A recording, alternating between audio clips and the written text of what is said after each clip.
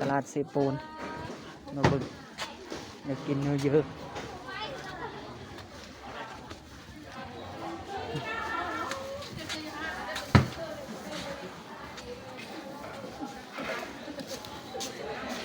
ตลาดแรงเซโปนเด้อ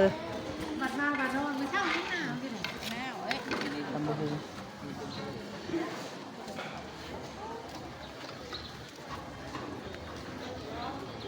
กินเนื้อยาก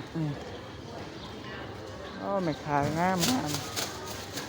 แม่ค้าตลาดเซโปนมีทุกผู้งามๆเลยทุกคนเด้อ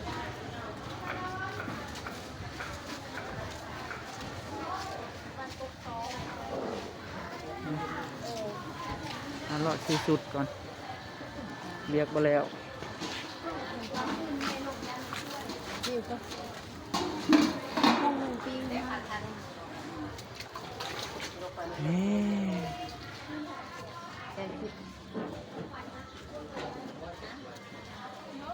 ย่ามโซ่มาน้องนอน